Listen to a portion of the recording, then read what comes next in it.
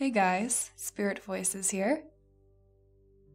So first of all, I would really like to thank everyone for the millionth time for subscribing and for overall just supporting me so much. I've gotten so many nice comments. Like my comment section is so full of positivity and love, and it's great. It's literally perfect. I can't ask for a better, I guess, can I say fan base? That seems so weird, but for a better just community, that's the word. There we go. I can't ask for a better community of people. It's really amazing the amount of just support that I've been getting, and I don't know. It's great. I know I've been saying this so many times, and this video probably will be like a broken record, but whatever. It's unscripted, and I'm grateful, so it'll be fine. So this is completely uncut, unedited. The only thing I'd like to clarify that I will be editing is obviously taking out background sound, little things like that, just like making the sound quality better, basically, but I won't be cutting anything out unless, I am kind of in public. I record most of my videos in my campus library, in the study rooms, so I guess if, somebody's talking or walking by or doing something loud outside, I might cut that out, but for the most part, it'll be completely unedited, unscripted. I have no idea what questions I'm even reading because I had a really good friend manage my account for me. I made a separate account for this, so thank you so much to him. I don't know if he wants me to credit him in any way, but I guess I should have asked that first, but say thank you to the anonymous friend. That helped me out doing this. Okay. So, I guess let's get started. I don't know how long this video is going to be. I tend to talk a lot if left to my own devices, and I am left to my own devices right now, so we're gonna find out how long this is. I'll try to keep my answers detailed, but kind of short and not rambly, but there's almost guaranteed to be at least one rambly part in this video, probably more if I had to guess. So I guess I'll probably stop if it gets too long. And if I don't get to your question, I will make sure to answer via email privately. I don't know when I'm going to be doing another one of these. If I'm going to be doing another one of these, I have this email account, so I'm already starting off with a ramble. All right, let's just get started. Okay, so my very first question, let's see, submitted by James. I don't see a last name, so let's just go with James. It reads, "Hey, Spirited Voices." Good start. Close enough, honestly. I'll take it. "Will you do SCP, Secure, Contain, Protect stuff? Cheers. Low-key question, are you German?" Okay, so first things first, I guess. Will you do SCP? I've never heard of that before. That sounds scary. Is it scary? I don't know what that is. Okay, I kind of want to look it up. Just because I genuinely don't know what that is, but it sounds kind of terrifying. Oh, okay, so it's a fictional organization. Oh, interesting. Okay. Okay, so this is a stupid answer. Unsatisfying answer. I don't know. I'm only just now reading about what this is, so... Okay, so Reddit is telling me that it's a collection of paranormal short fiction. Okay, so my answer is maybe. I'll have to look more into this. This is interesting, though. Good first question. Yeah, I guess I'll have to look into it. I did not know that existed before literally right this second. Okay. And then, low-key question, are you German? I am not German. That's interesting, though. I wonder why you would... Do I sound German? No, I'm not. I'm definitely not German. I was born in Texas. I was born and raised in Texas. I am Although I guess I don't really sound Texan either, huh? Um, but yeah, I was born and raised in Texas, never left the United States ever in my life, which is kind of crazy. I really want to, but I'm also broke, so we'll see, maybe one day. But yeah. Okay. So next question. Oh, excuse me, not a question. This email was sent by Twisted Skipster. Oh, I recognize that name. Yeah, I've seen them a lot in my comment section. Not a question. I just want to congratulate you on 1K. You deserve it and have a beautiful voice, Twisted Skipster. That is so sweet. I love how, okay, I'll probably be showing this up on the screen at some point. My autocorrect for this email, the responses are, "You are so sweet. Thank you so much." Because, I don't know, it knows me so well. That's exactly what I would say anyway. And exactly what I did say just now out loud. No, but thank you, Twisted Skipster. That's really kind of you. That's what I mean. This is so positive. I love this community so much. Okay, let's move on though, because we need to answer some real questions. All right, so the next question is submitted by Hillbilly Hex. Love that name, first of all. Okay. First off, let me say I absolutely love your narrations. You have a wonderful reading voice and great timing. I'm so glad I found you. So here's my question. How did you get started narrating? Thank you so much, and congrats on 1K. First of all, thank you.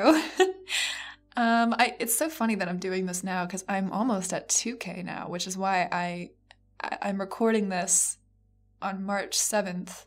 And I believe this will be released March 7th if I get lucky. Maybe March 8th if we have some problems. So depending on when you're watching this, you'll know if I had some exporting issues or not. But thank you very much. So, okay, so how did you get started narrating? I think I've been asked this question a lot, actually. I don't know about in this email thread, but just in general in my comments and stuff. So basically, I have been technically narrating my entire life. I mean, not narrating per se, but reading stories aloud. I have been reading stories since I was a child. I remember specifically I have a home video of when I was little, and we're all doing these, it's for my grandparents, I think, and we're all doing these separate little talents. And during my little sister's talent, I think she was dancing or something, I was like begging my mom to let me read this story, and I was so annoying because I don't even know how old I was, like 5 maybe, and I would not stop bothering her and making random sounds in the background trying to get her attention, and I would just not stop until I read this story to my grandparents on video. And eventually, you know, after my siblings were done, my mom let me do it, and I'm sure my grandparents thought it was cute, but so boring, because I was just reading this, I think it was a Magic Treehouse book. I was just reading this book, like, to a video camera. I don't remember how long I read for, honestly. I haven't seen that video in a while, but it was quite a while. I don't think I read the whole thing, but so in short, I've been narrating for a really long time, and I got started doing YouTube because, I mean, honestly, just because I wanted a platform to do this on. Because, you know, when I got older and was like, oh, okay, I still like doing this, I wanted to share it. And mostly, though, I just found it really fun. I kind of didn't start this YouTube channel to create this kind of community. I mean, it's amazing that I did, and that I will, I'm sure, because I imagine I'm going to keep going. But I was honestly happy if I watched them, and my little brother and maybe my friends watched them, you know? Like, I was happy with that, with 10 subscribers even.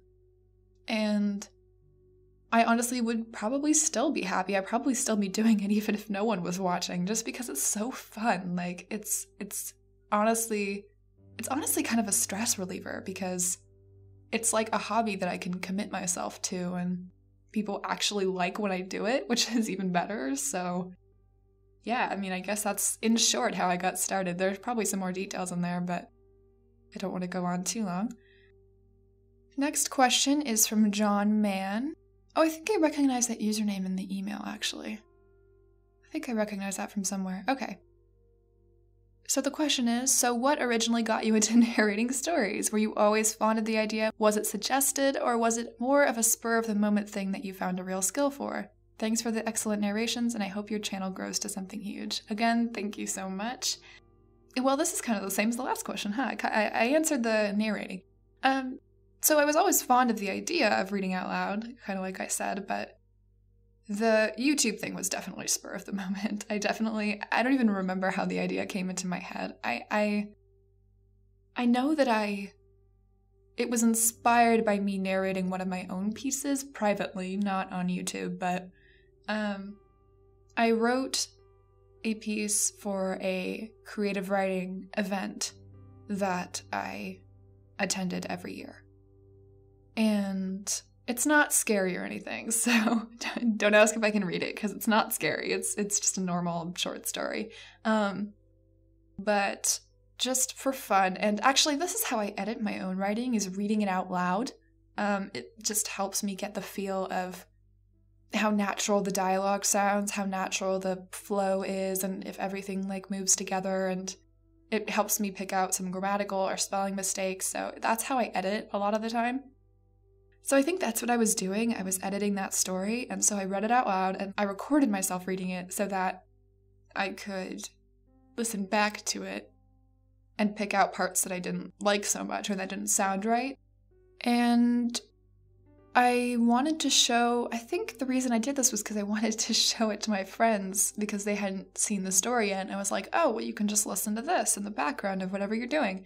And I remember I put a fire video just from YouTube. I think I literally just screen recorded it on my phone in the background and some little ambiance, and because the story was about had that fire motif sort of, so I just put that in the background, and I literally just recorded it on my phone and edited it on my phone and just sent it to my friends, and they really liked it. And it was, and I'd done that before too, but I think that was probably because I think that was like a month before I started my YouTube channel. That was probably part of what inspired it. And I've been listening to horror narrations, mostly true story stuff, but occasionally creepypastas too, for a really long time. So I think that was kind of when it clicked. I was like, oh, I can be doing this. Like, I can do this myself, you know? So I think that's probably, so that was kind of more spur of the moment. That was more me just going, yeah, I can do this. And then looking on the creepypasta wiki and finding a story to read. But I was always fond of the idea of narrating in general, I guess. I just didn't really think about doing a YouTube channel until last summer, and then I did it. And, you know, here we are. Okay, so that was a really extended question, I guess, because 2 people asked it. I hope nobody else asked that. Okay, so the next question comes from a subscriber I'm so fond of, William Phelps. Has left such nice comments on all my videos, or at least most of them, I think since probably the Shimmering Tree, I believe. So how does it feel to gather so many fans in a relatively short period of time? How does it feel being a normal person and having actual fans? First of all, I love that question because it brings on that broken record thing that I've been talking about. It's absolutely crazy. Like, it's absolutely insane to me to have, first of all, to have any fans, like to call anyone my fan is absolutely insane. I never ever thought, I mean, I kind of thought, you know, maybe if I did this long enough, I would get some sort of base, you know. I didn't think I was just going to keep doing them and stay at 0 the whole time, like, because usually, eventually, you're going to get noticed if you're doing something like that. But, like, I don't know, it's just really surreal to actually have it happen, because when you're thinking about it beforehand, it's just a hypothetical. And you don't really know for sure if it's going to happen or not. And I in particular have a lot of self-consciousness. Like, I've always had some security issues, with myself, or some insecurity issues, I guess. So I don't know. It's not like I hate what I do, but a lot of the time I'll go back and listen to my videos and be like, oh my gosh, like this is so cringy, you know? And the fact that people still, and on my oldest videos, like on, I think someone recently commented on my house wasn't haunted. And like, if I were to listen to that right now, I would think that was the cringiest thing because I didn't edit out my breaths. I talked too fast, like my spaces weren't right, my pauses weren't right, my quality wasn't super great, and I love that story. But I don't necessarily like my rendition of it. Like, I just don't think it's clean or as clean as my most recent stuff, and probably in the future I'll go back to my now current stuff and think the same thing, like, oh, that's so cringy. Like, I don't know if I'll ever be good enough for myself. I'm constantly striving to improve and to get better. Which is good, but also, you know, it's hard for me to see what I do as really good for that long. And the fact that people still go back and listen to everything, I think my my binge watchers playlist has it definitely has over 100 views right now. And that's insane that people would go back and listen to all of my videos, and I get comments about people binging them. And I honestly can't imagine listening past the first 5, maybe 10, since my Halloween compilation. I can't imagine listening past that and still thinking, wow, this girl's amazing. You know what I mean? So it's completely crazy, and I love the term normal person because it's true. It's wild that even one person likes my stuff enough to comment and respond and like and share, and it's great. I can't express my gratitude enough. I really, really can't. And I try, you know. Clearly I make an effort because I comment on everybody's comments and love all the comments. It's so great. Wow, I really feel like I'm being super long-winded here. I apologize. Okay. So the next question is by Chandler Marion. I hope I pronounced that right. So the question is, what is the creepiest thing that happened to you? And if that's too much of a personal question, what's your favorite color? I love that. That's cute. Okay. So first of all, my favorite color is purple. Though I'm equally partial to black. I love black too, clearly. I've got the good color scheme going on. What's the creepiest thing that happened to me? I don't really have any good, paranormal stories, to be honest. I've never, seen a ghost or thought I was, around a ghost or seen a monster in the woods or anything. Honestly, I'm kind of a cautious, super paranoid person. So, I honestly, I don't have any good, supernatural, interesting, scary stories. I guess, so I don't know what the creepiest thing is right off the top of my head. I can say a creepy thing that happened to me, at least one of the creepiest things. So I think this was 2 or 3 years ago. This was in junior year of high school. I was sort of stalked by this guy on my campus. So I was on a college campus, not a small high school building. And this guy would come wait for me outside of my classes, which is weird because it's a college campus, so they're all in different buildings and whatever. So it's not like he just went down the hall to wait for me. He went across campus sometimes to wait for me outside my classes and walk me back to wherever I was going, which was weird in itself. That's not at all the creepiest part. So he would ask me out a lot. I've often accused of being too nice, and I will accuse myself of being too nice because I think I am sometimes when I need to not be super nice, when I need to be assertive. I'm not. I'm very passive. So this guy would just keep asking me out, and that was kind of, I know what people are going to say, it was partially my fault just because I honestly made it sound like, hey, maybe one day you'll have a chance, and I think he just took that as an excuse to keep going.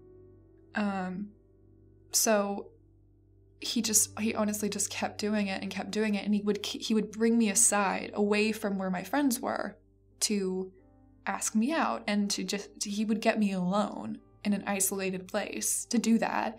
And that was really creepy because I didn't know what he was gonna do, you know? And it was always just talk. I mean, he never actually did anything. Until this one time where he asked me out again. I said no. I mean, that's the short version of it. It wasn't direct. There was a lot of pretext, but and this was after I said no, too. He started talking about how pretty he thought I was, and, you know, how nice I was and how kind to him I was even when I was refusing him, which is weird. And he kept moving closer as he was talking to me. And we were standing in kind of like an overhang, sort of. Like, I don't know if that makes any sense. Like a walkway. There we go. A walkway surrounding it. So I was standing with my back facing the wall of this building. And he kept walking closer to me. And so, like an idiot, I moved all the way back into the wall. So he was like right in front of me. And he goes, "Can I kiss you?" And I'm like, no, because, like, why would I say yes to that?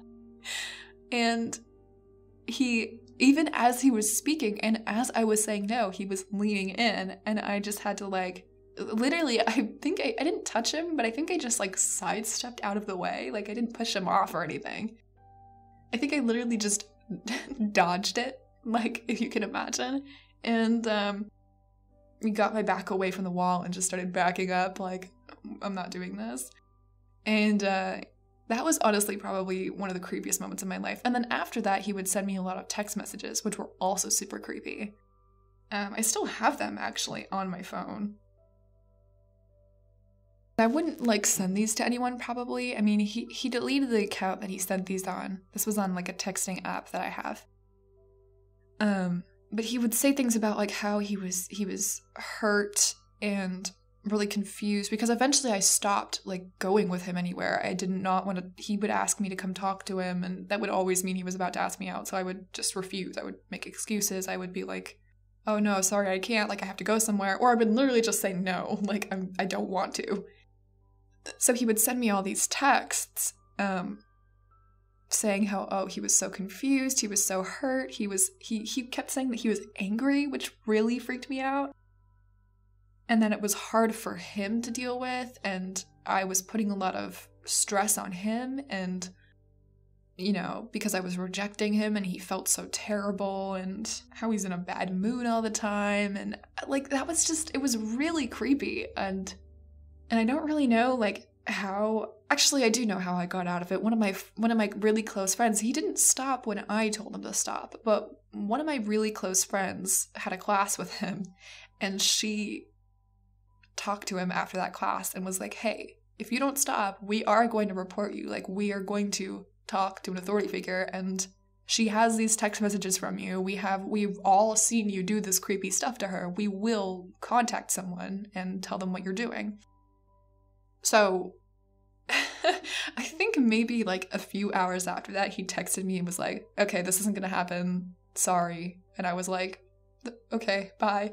So that's how that ended. It was very anticlimactic, but that was honestly probably, I don't even know if that was interesting or not, but that's honestly probably one of the creepiest experiences I had. And he's still at that campus, but going to college, not high school anymore. He goes to college there. And some of my friends go to college there, so they'll see him around. I think one of my friends currently has a class with him, and she'll be like, "This is terrible. You don't want to be here with this guy." So he's still around, but I think he blocked me on all of his social media. I didn't even engage with him at all. He went ahead and blocked me. So I don't know what he's doing. I don't know what he's up to. But yeah, that's probably the creepiest, one of the creepiest things that's ever happened to me. I'll try to think of more. I don't really know.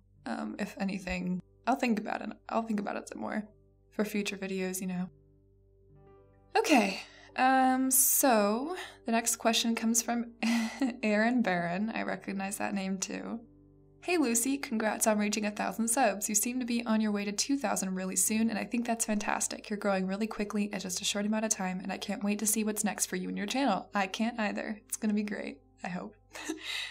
As for my question, what are your favorite kinds of stories to read, either on your channel or just on your own time? Follow-up question, what kinds of struggles do you face when trying to get videos out to your channel? Thank you so much. I hope you continue to keep putting out awesome content, and I look forward to seeing you grow. First of all, this is really sweet. Thank you so much. I have a lot of plans for the channel. I've been thinking about it recently, and since spring break is coming up, I'm probably going to start working on them. It's going to be super fun. I have a collab planned. Mostly when I do collabs are on other people's channels, but I'm going to put one on mine, hopefully soon. Okay, so the first question, what are my favorite kinds of stories to read? Oh, that's really hard actually, because I really, honestly, genuinely love almost every story, if not every story that I've put out so far. Like, they're such good. I have so many talented authors on my channel.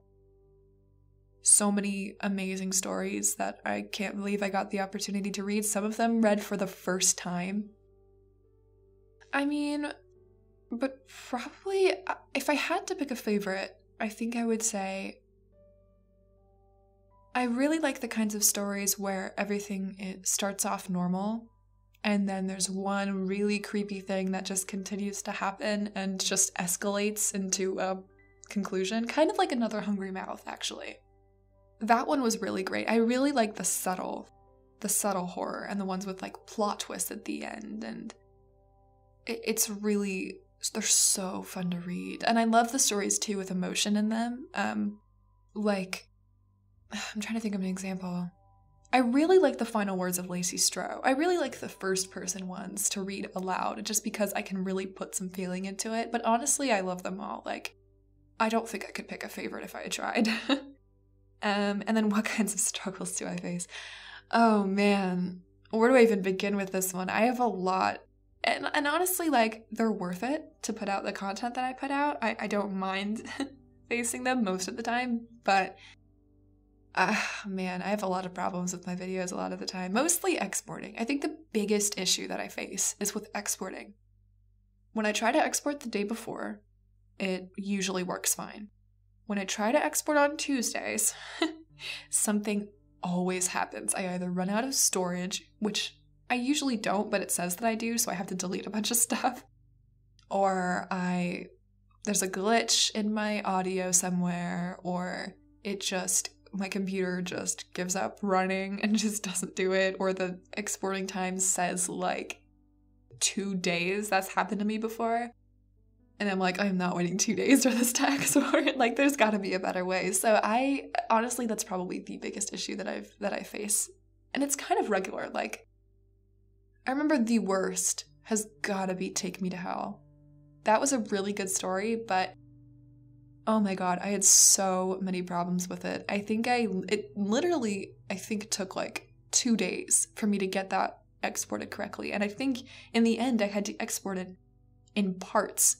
I had to do part 1, part 2, part 3. I had to literally cut that video into 3 separate parts, export each part, and then put them together and export them as a whole. Export those 3 parts put together. It was awful, and it took up so much storage, so much time.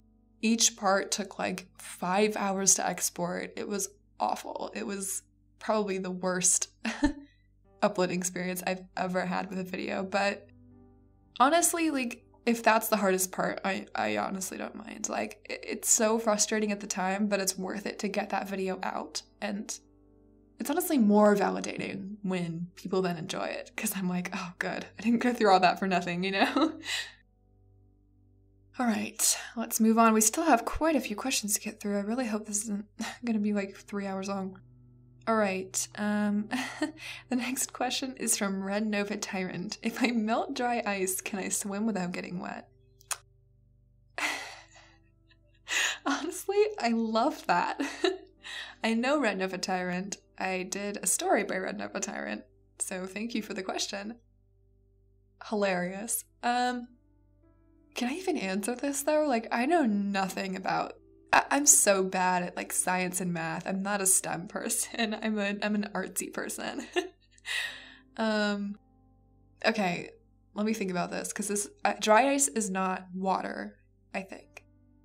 I think that's kind of the point. Like, it's not, so if you melt it, I don't think it's a liquid. Like, I remember if you put water on dry ice, it creates like is it a steam? Oh boy, I'm really not equipped to answer this. Some people who know exactly what they're talking about are going to listen to this and be like cringe so hard. Honestly, I don't know if it becomes a liquid or not when it melts. I really don't. I think dry ice is made out of carbon dioxide. I really want to say that that's what it is. If it's not, I'm going to be really disappointed in myself. So I'm going to go ahead and say I would not recommend swimming in dry ice because I don't think that's very healthy for you. But on the other hand, it would look super cool. So honestly, it's up to you. I would say that you'd probably at least get a little damp because there's got to be some condensation going out, I would say. But I don't know if you'd get wet, I don't know. But I also don't think you'd be dry. So I don't know. It's up to you. You decide whether you want to swim in dry ice, Red Nova Tyrant. If you do, take a video of it and send it to me because I want to see somebody swimming in dry ice. I feel like that would look like so interesting. Like, it would look like somebody's like swimming through clouds or something. Okay. That was fun. That was a good follow-up.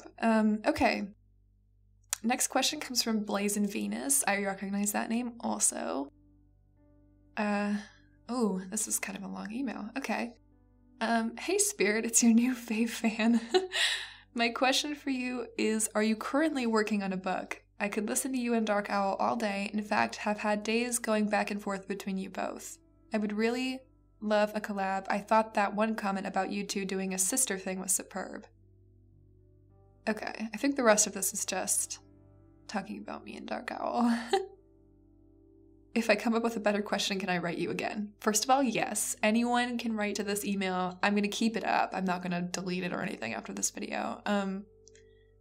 Probably I'm just going to be monitoring it from now on, and I'll just answer via email. I don't think I'm going to do a video about this for a while, but maybe I will. I don't know. I guess it depends on if people actually like this or not.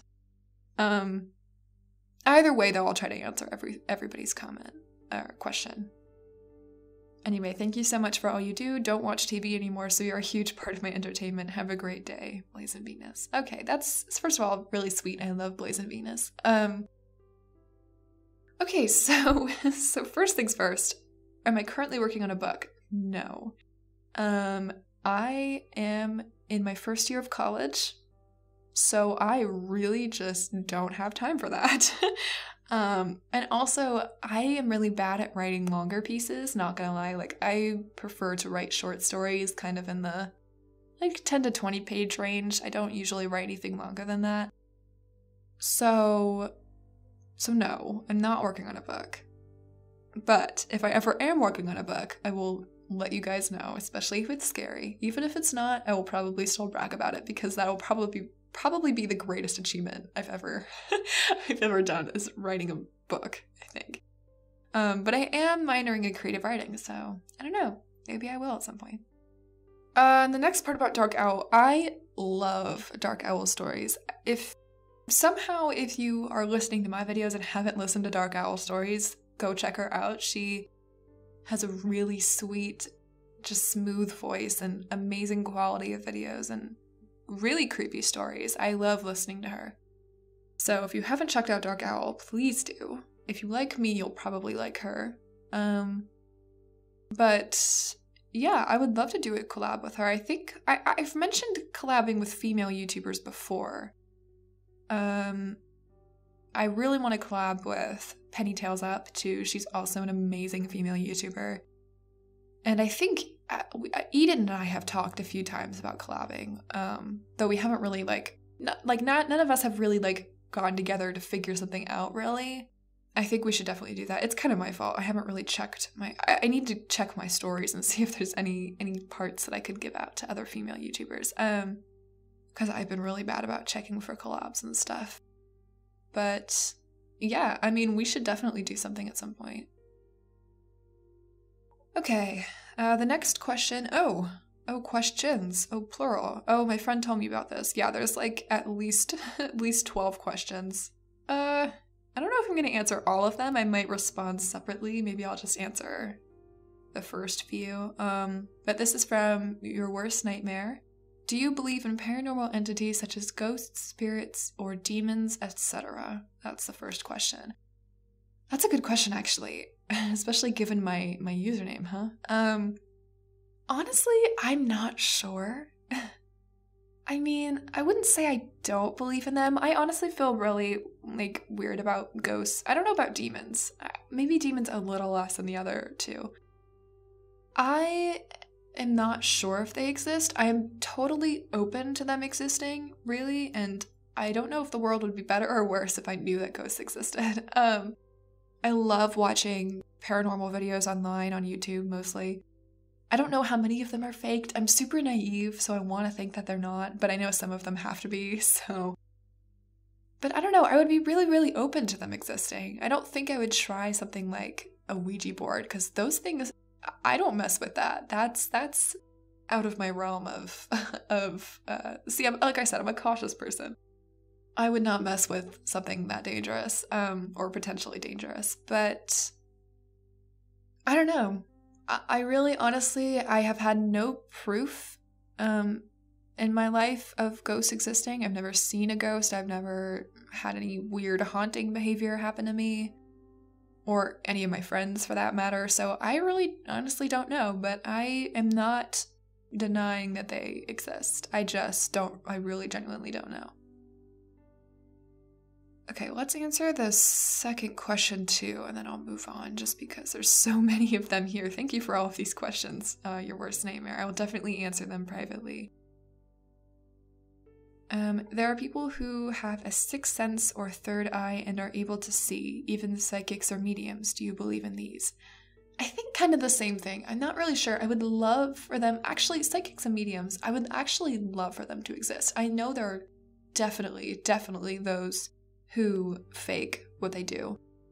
And I don't believe in psychics and mediums who are just lying. I think that's awful and playing with people's emotions and really morally, it's so morally wrong to me. I can't honestly wrap my head around why you would do something like that.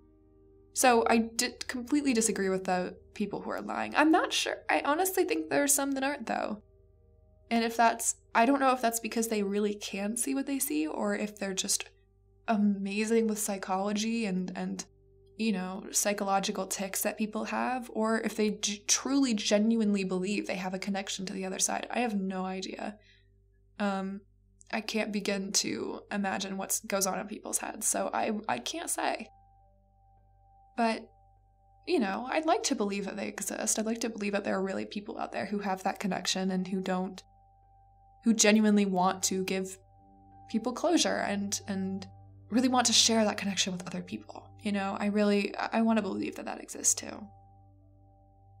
Okay, so the other questions I'll have to answer, I guess either in another video or again privately, but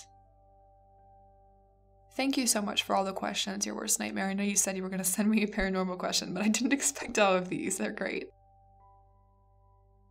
Okay, so this next question is, oh, it's from DX!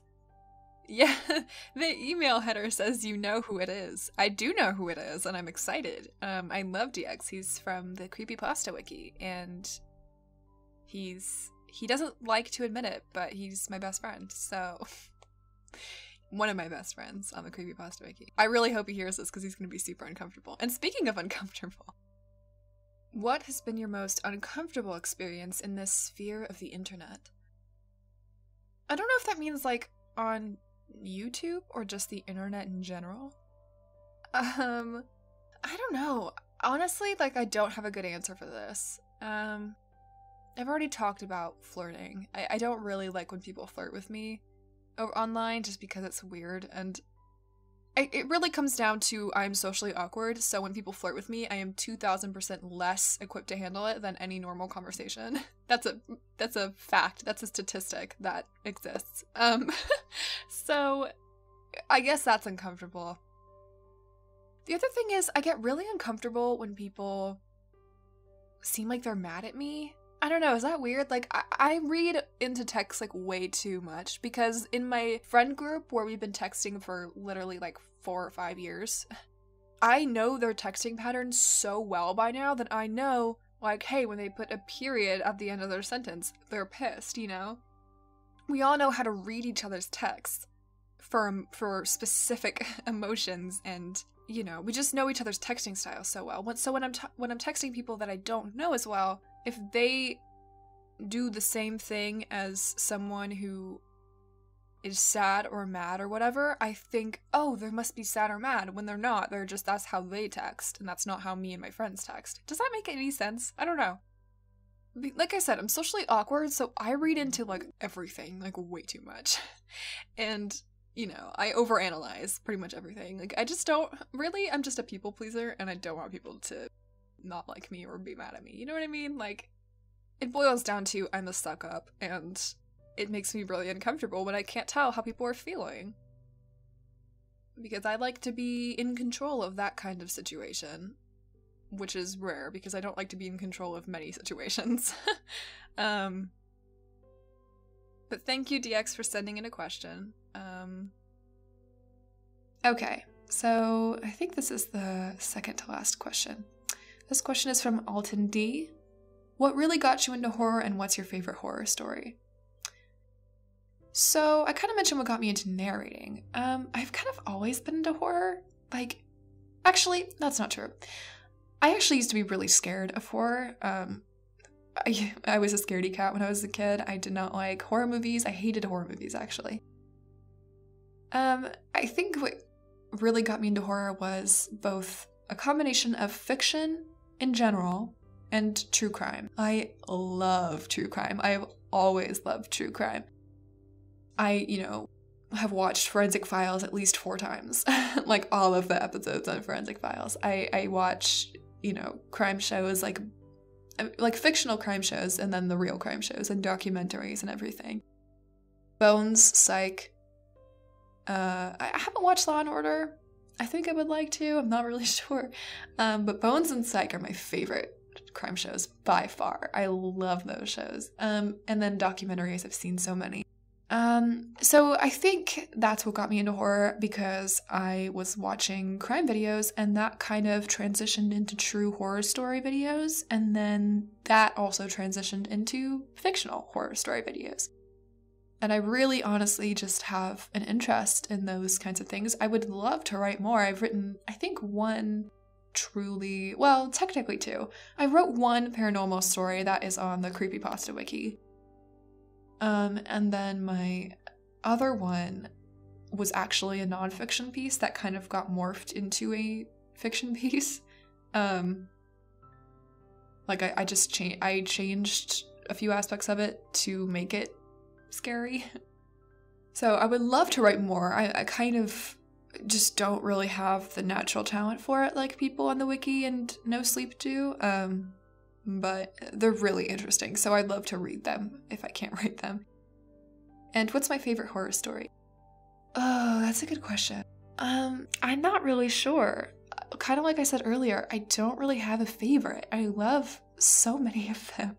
I love all the videos I put out. I can't really decide.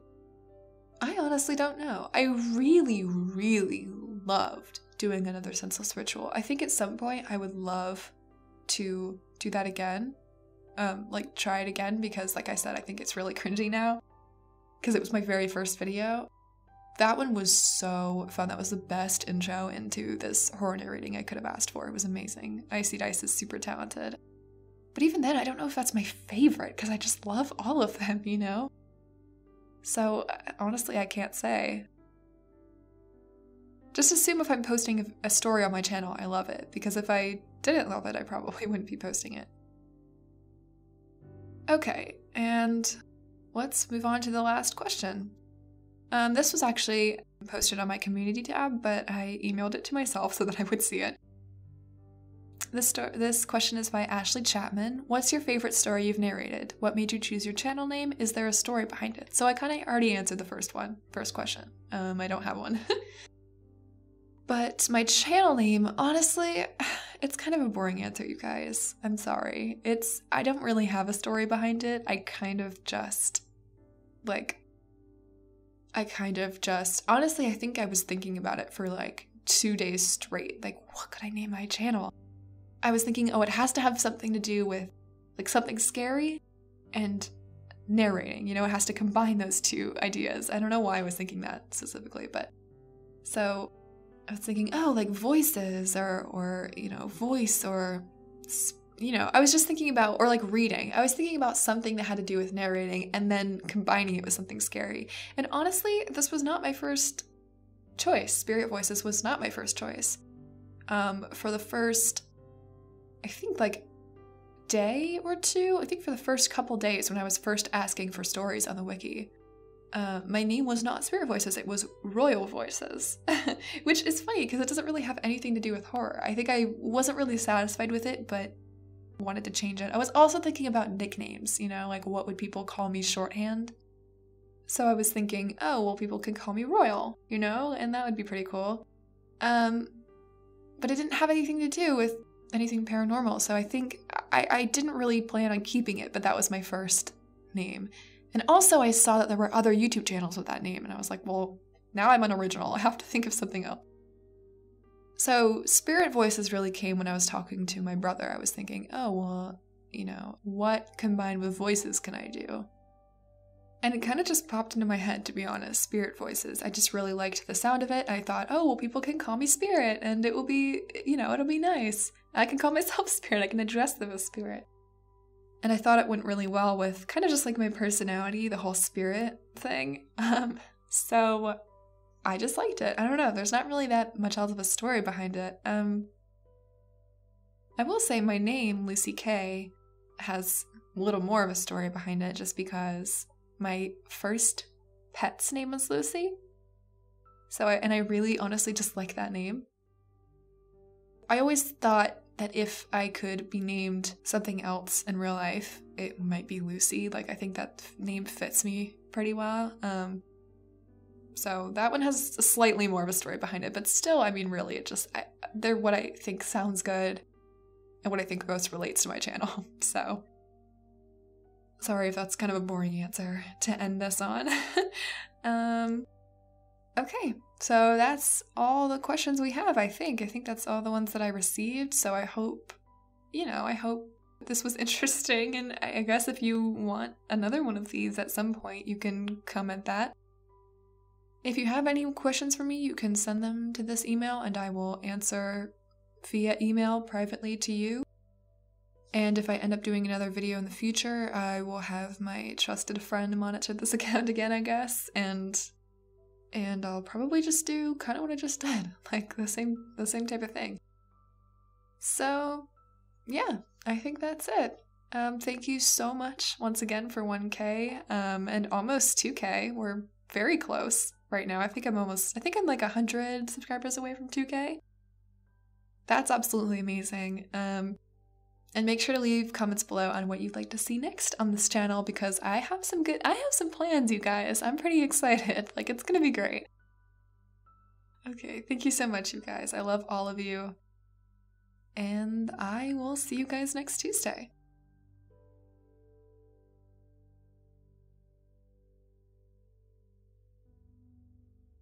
Okay, I hope this was interesting.